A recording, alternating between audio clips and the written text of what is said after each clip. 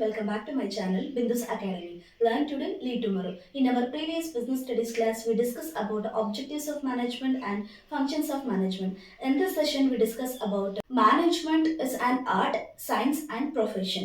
Management ಅಂತ ಹೇಳೋದು ಒಂದು ಆರ್ಟ್, ಸೈನ್ಸ್ ಅಥವಾ ಪ್ರೊಫೆಷನ್ ಅನ್ನೋದನ್ನ ನಾವಿವತ್ತು ಡಿಸ್ಕಸ್ ಮಾಡ್ತಾ ಹೋಗ್ತೀವಿ. ಸೊ ನಾವು ಅದನ್ನ ಡಿಸ್ಕಸ್ ಮಾಡಬೇಕು ಅಂತ ಹೇಳಿದ್ರೆ ಮ್ಯಾನೇಜ್ಮೆಂಟ್, ಆರ್ಟ್, ಸೈನ್ಸ್, ಪ್ರೊಫೆಷನ್. ಆರ್ಟ್ಗೆ ಮೀನಿಂಗ್ ಆ್ಯಂಡ್ ಫೀಚರ್ಸ್ನ ನೋಡಬೇಕು, ಸೈನ್ಸ್ಗೆ ಮೀನಿಂಗ್ ಆ್ಯಂಡ್ ಫೀಚರ್ಸ್ನ ನೋಡಬೇಕು, ದೆನ್ ಪ್ರೊಫೆಷನ್ಗೆ ಮೀನಿಂಗ್ ಆ್ಯಂಡ್ ಫೀಚರ್ಸ್ನ ನೋಡಬೇಕು. ಸೊ ಈ ಮೂರನ್ನು ಕನ್ಕ್ಲೂಡ್ ಮಾಡೋದ್ರ ಮೂಲಕ management is an art, science and ಪ್ರೊಫೆಷನ್ನ ಡಿಸ್ಕಸ್ ಮಾಡ್ತಾ ಹೋಗ್ಬೋದು. So management is an art, practical application of existing knowledge. It is include personal skills, creativity, ideology, ability etcetera. ಅಂದ್ರೆ ಒಂದು ಆರ್ಟ್ ಹೇಗೆ ಹೇಳ್ಬೋದು ಅಂತ ಹೇಳಿದ್ರೆ ತನ್ನಲ್ಲಿರೋ ಎಬಿಲಿಟಿ ಮೂಲಕ ಪರ್ಸನಲ್ ಸ್ಕಿಲ್ನ, ಕ್ರಿಯೇಟಿವಿಟಿನ, ಐಡಿಯಾಲಜಿನ ಯೂಸ್ ಮಾಡ್ಕೊಳ್ಳೋ ವೇನ ನಾವೇನಂತ ಹೇಳ್ತೀವಿ ಅಂದ್ರೆ ಆರ್ಟ್ ಅಂತ ಹೇಳ್ಬೋದು. ಅಂಡ್ ಫೀಚರ್ಸ್ನ ನೋಡೋದಾದ್ರೆ first one is existence of theoretical knowledge. In every art there is a systematic and organized study material in order to require theoretical knowledge. In the same way, management also systematic and organized study material is available in order to require the managerial techniques. ಅಂದ್ರೆ management ಅಲ್ಲಿ ಕೂಡ ತುಂಬಾನೇ books ಗಳಿದಾವೆ. For example finance ಸಂಬಂಧಪಟ್ಟಾಗೆ, human resource management ಗೆ ಅನೇಕ books ಗಳಿದೆ. ಇದನ್ನು ಯೂಸ್ ಮಾಡ್ಕೊಳ್ಳೋದ್ರ ಮೂಲಕ ಮ್ಯಾನೇಜ್ಮೆಂಟ್ ಟೆಕ್ನಿಕ್ಸ್ ನ ನೋಡ್ತಾ ಹೋಗ್ಬೋದು. ಫಾರ್ ಎಕ್ಸಾಂಪಲ್ ಹೇಳೋದಾದ್ರೆ ಮ್ಯೂಸಿಕ್ ಅಲ್ಲಿ ಡಿಫ್ರೆಂಟ್ ಟೈಪ್ಸ್ ಆಫ್ ಬುಕ್ಸ್ ಸಿಗುತ್ತೆ. ಅದನ್ನ ಹೇಗೆ ನಾವು ಯೂಸ್ ಮಾಡ್ಕೊಂಡು ಅಪ್ಲೈ ಮಾಡ್ತೀವಿ ಅನ್ನೋದು ತುಂಬಾ ಇಂಪಾರ್ಟೆಂಟ್ ಆಗ್ತಾ ಹೋಗುತ್ತೆ. ಸೊ ಹಾಗೇನೆ ಮ್ಯಾನೇಜ್ಮೆಂಟ್ ಅಲ್ಲೂ ಕೂಡ ಸಿಗೋ ಹಲವಾರು ಬುಕ್ಸ್ ಗಳನ್ನ ಯೂಸ್ ಮಾಡ್ಕೊಂಡು ನಾವು ಮ್ಯಾನೇಜರಿ ಟೆಕ್ನಿಕ್ಸ್ ನ ಯೂಸ್ ಮಾಡ್ತಾ ಹೋಗ್ಬೋದು. So this features is present in a management. And second one personalised application. Personal application ಅಂತ ಹೇಳಿದ್ರೆ ಬರೀ ನಮಗೆ ಥಿಯರಿಟಿಕಲ್ ನಾಲೆಡ್ಜ್ ಸಾಕಾಗೋದಿಲ್ಲ, ಬಟ್ ಅದನ್ನ ನಾವು ಹೇಗೆ ಅಪ್ಲೈ ಮಾಡಬೇಕು ಅನ್ನೋದು ಕೂಡ ಗೊತ್ತಿರಬೇಕು. ಫಾರ್ ಎಕ್ಸಾಂಪಲ್ ಯೂಟ್ಯೂಬ್ ಅಲ್ಲಿ ಎಷ್ಟೊಂದು ಜನ ಒಂದು ವಿಷಯಕ್ಕೆ ಸಂಬಂಧಪಟ್ಟ ಹಲವಾರು ವಿಡಿಯೋಗಳನ್ನ ಅಪ್ಲೋಡ್ ಮಾಡ್ತಾ ಹೋಗ್ತಾರೆ.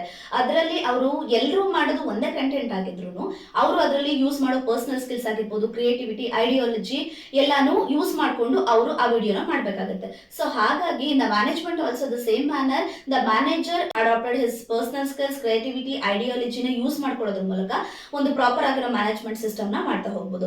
So this feature also present in the management. And third one is based on the practice and creativity. So the name only says that practice makes man perfect. ಅಂದ್ರೆ ಒಂದು ಪ್ರಾಕ್ಟೀಸ್ ಇಂದ ಮಾತ್ರ ಉತ್ತಮವಾದ ಫಲಿತಾಂಶ ನೋಡೋದಕ್ಕೆ ಸಾಧ್ಯ. ಹಾಗಾಗಿ ಆರ್ಟಿಸ್ಟ್ ರೆಗ್ಯುಲರ್ ಆಗಿ ಅವ್ನು ಎಫರ್ಟ್ ಹಾಕಿ ಪ್ರಾಕ್ಟೀಸ್ ಮಾಡೋದ್ರ ಮೂಲಕ ಅವನು ತನ್ನ ಗೋಲ್ ನ ಅಚೀವ್ ಮಾಡ್ತಾ ಹೋಗ್ತಾನೆ. ಸಿಮಿಲರ್ಲಿ ನನ್ನ organisation also the manager learns trial and error initially.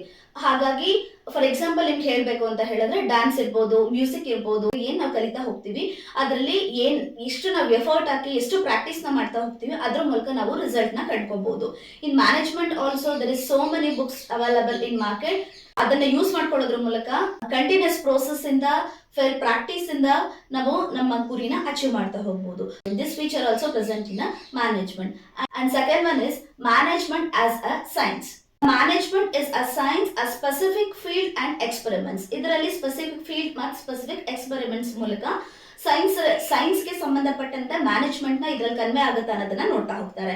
Science is a various research, various observations and specific principles are conducted. In the same way, management also a systematic body of knowledge ಇರುತ್ತೆ. ಜೊತೆನಲ್ಲಿ the various principle ನ several years of research ಮೂಲಕ the management experts ತನ್ನದೇ ಆದಂತ observation ಮೂಲಕ management principles ನ develop ಮಾಡ್ತಾ ಹೋಗ್ತಾ ಇರ್ತಾರೆ. This feature of science is also present in management. And second one is principles based on experimentation. Specific principles ನ ಹೇಗೆ ಅಬ್ಸರ್ವ್ ಮಾಡಿ ಡೆವಲಪ್ ಮಾಡಿ ಅಪ್ಲೈ ಮಾಡ್ತಾ ಹೋಗ್ತಾರೋ ಸೊ ಅದೇ ರೀತಿ ಮ್ಯಾನೇಜ್ಮೆಂಟ್ ಅಲ್ಲೂ ಕೂಡ ತನ್ನದೇ ಆದಂತಹ ಕೆಲವು ಪ್ರಿನ್ಸಿಪಲ್ಸ್, ಎಕ್ಸ್ಪೆರಿಮೆಂಟ್ಸ್ ನ ಮಾಡ್ತಾ ಹೋಗ್ತಾರೆ. For example principles of discipline, principle of remuneration and principles of division of labour. ಇದನ್ನೆಲ್ಲ ಸುಮ್ಮನೆ ಬ್ಲೈಂಡ್ ಆಗಿ ಬರ್ದಿರೋದಲ್ಲ ಅಥವಾ ಏನು ಮಾಡಿರೋದಲ್ಲ. ಈ ಎಲ್ಲಾ ಪ್ರಿನ್ಸಿಪಲ್ಸ್ ನು ಕೂಡ ಬೇರೆ ಬೇರೆ ಆರ್ಗನೈಸೇಷನ್ ಅವರು ಬೇರೆ ಬೇರೆ ರೀತಿ ಅಬ್ಸರ್ವ್ ಮಾಡಿ ಎಕ್ಸ್ಪೆರಿಮೆಂಟ್ ಮಾಡೋದ್ರ ಮೂಲಕ ಮಾಡ್ತಾ ಹೋಗಿರ್ತಾರೆ. So this feature also presence in a management. A third one is universal validity. Specific principles have universally applicable, but management principles are not universal because management is not a physical science like chemistry, biology and mathematics. Chemistry, biology and mathematics ಏನೇನ್ subjects ಇದೆ ಅದು ಎಲ್ಲಾ ಕಡೆ ಒಂದೇ ರೀತಿ ಇರುತ್ತೆ. ಒಂದೇ ರೀತಿ ಡೆವಲಪ್ ಮಾಡಿ, ಒಂದೇ ರೀತಿ ಎಕ್ಸ್ಪೆರಿಮೆಂಟ್ ಮಾಡಿ, ಒಂದೇ ರೀತಿ ಅಪ್ಲೈ ಮಾಡ್ತಾ ಹೋಗಿರ್ತಾರೆ. ಆದ್ರೆ ಮ್ಯಾನೇಜ್ಮೆಂಟ್ ಸಿಸ್ಟಮ್ ಅಲ್ಲಿ ಹಾಗಾಗಿರೋದಿಲ್ಲ. The management system are not conducted in the same way in all the situation. ಒಂದೇ ರೀತಿ ಇರೋದಿಲ್ಲ. Why? Because the management system ever changing environment ಅಲ್ಲಿ ಇರುತ್ತೆ. ಕಾಂಪಿಟೇಟಿವ್ ವರ್ಲ್ಡ್ ನ ಫೇಸ್ ಮಾಡೋದ್ರ ಮೂಲಕ ಯಾವಾಗ ಬೇಕಾದ್ರೂ ಯಾವುದೇ ರೀತಿ ಚೇಂಜಸ್ ಆದ್ರೂ ಆಗಬಹುದು. ಕೆಲವೊಂದ್ಸರಿ ಟೆಕ್ನಾಲಜಿನ ಅಡಾಪ್ಟ್ ಮಾಡ್ಕೊಳ್ಳೋದಾಗಿರ್ಬೋದು, ಆಗ ಕೆಲವು ವೇರಿಯಸ್ ಚೇಂಜಸ್ ನ ಮ್ಯಾನೇಜ್ಮೆಂಟ್ ಫೇಸ್ ಮಾಡ್ತಾ ಹೋಗ್ಬೋದು. ಸೊ ಈ ದೃಷ್ಟಿಯಿಂದ ನೋಡೋದಾದ್ರೆ this science features is not present in a management. Now we conclude management is an art or science. Management as an art or science ಅಂತ ನೋಡೋದಾದ್ರೆ one can say management is both art and science. Both management as on art and science are mutually existence but complement to each other. Science teach us know and arts to do. Science ನಮಗೆ ತಿಳಿಸುತ್ತೆ, art ಅದನ್ನ ಹೇಗೆ ನಾವು apply ಮಾಡಬೇಕು ಅನ್ನೋದನ್ನ ಹೇಳ್ಕೊಡುತ್ತೆ. For example ಹೇಳೋದಾದ್ರೆ ನಿಮಗೆ ಒಬ್ಬ ಅಕೌಂಟೆಂಟ್ ಅಕೌಂಟ್ಸ್ ನ ಪ್ರಿಪೇರ್ ಮಾಡಬೇಕು ಅಂತ ಹೇಳಿದ್ರೆ ಅವ್ನು ಅಕೌಂಟಿಂಗ್ ಪ್ರಿನ್ಸಿಪಲ್ಸ್ ನ ಅಪ್ಲೈ ಮಾಡ್ಬೇಕಾಗತ್ತೆ.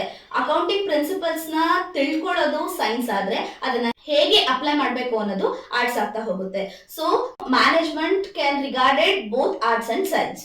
And third one is management as a profession.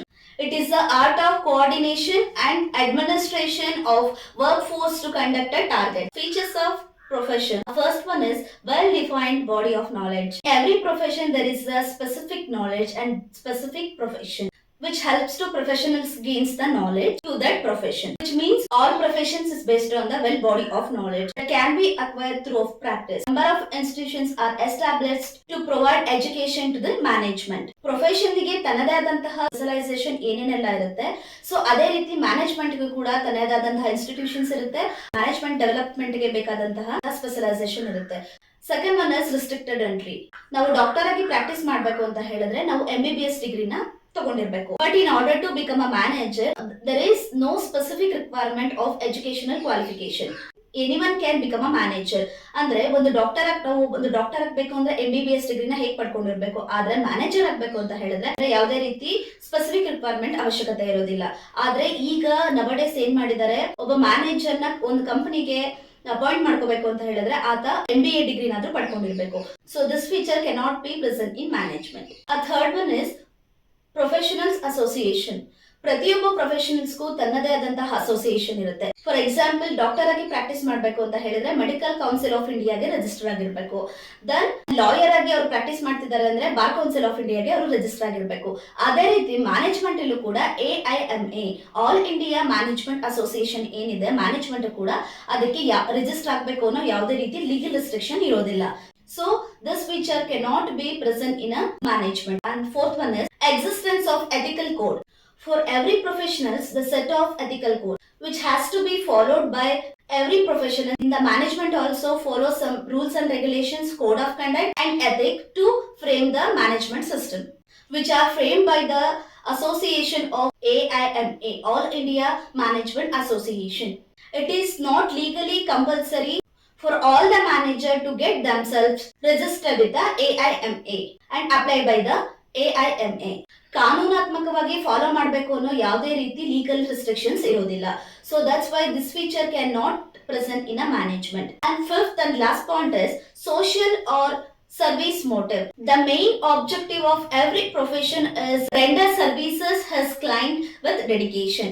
In management, an organization objective is the profit maximization.